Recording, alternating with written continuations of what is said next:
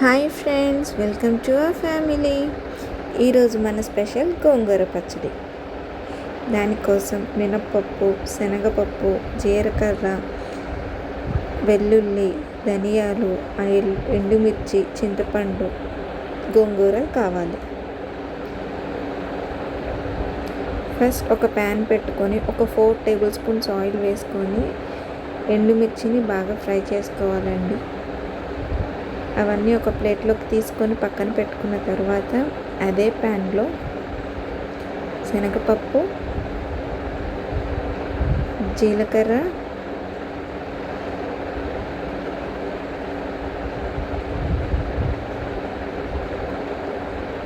ధనియాలు, మినప్పప్పు ఇవన్నీ వేసుకొని ఫ్రై చేసుకోవాలండి. అందులోనే కొంచెం ఆవాలు వేసుకోవాలి. ఇవన్నీ కొంచెం రోస్ట్ అయిన వరకు ఫ్రై చేసుకోవాలండి. ఎంత ఫ్రై అయితే అంత టేస్ట్ బాగుంటుంది, అంత అరోమా కూడా బాగుంటుంది.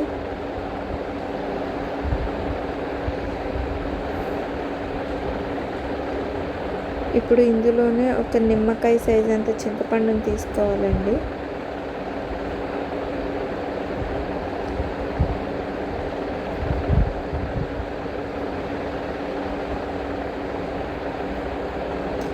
ఇప్పుడు ఫ్రై చేసుకున్నవన్నీ ఇందాక తీసుకున్న ప్లేట్లోకి తీసుకోవాలండి.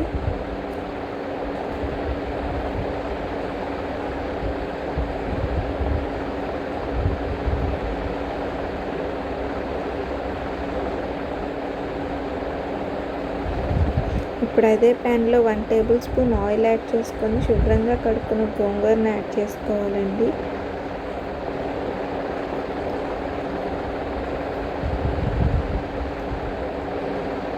అది కొంచెం సేపు అయిన తర్వాత ఇలా దగ్గరికి మగ్గిపోతుంది. ఇప్పుడు మనం ప్లేట్లోకి తీసుకున్నవన్నీ మిక్సర్ గ్రైండ్లోకి వేసుకొని పౌడర్ లాగా చేసుకోవాలండి.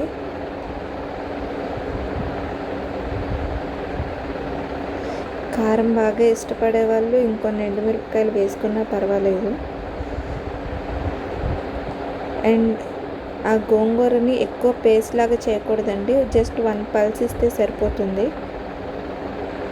ఇప్పుడు వేరే ప్యాన్లో ఒక 5 to 6 టేబుల్ స్పూన్స్ ఆయిల్ తీసుకొని ఒక 2 వెల్లుల్లిపాయలను వేసుకోవాలండి. అలానే మనం పోపు గింజలన్నీ వేసుకోవాలి. ఒక 7-8 ఎండుమిర్చి కూడా వేసుకోవాలి. కరివేపాకు వేసుకొని ఇందాక వేసుకున్న దాంట్లోనే సాల్ట్ అప్పుడే వేసుకుంటామండి మనం గోంగూర పల్స్ ఇచ్చే ముందే. ఫస్ట్ ఆ పౌడర్ని వేసుకోవాలండి. ఇలా తాలింపులో ఆ పౌడర్ కొంచెం ఫ్రై అయిన తర్వాత మనం గోంగూరను వేసుకుంటాము.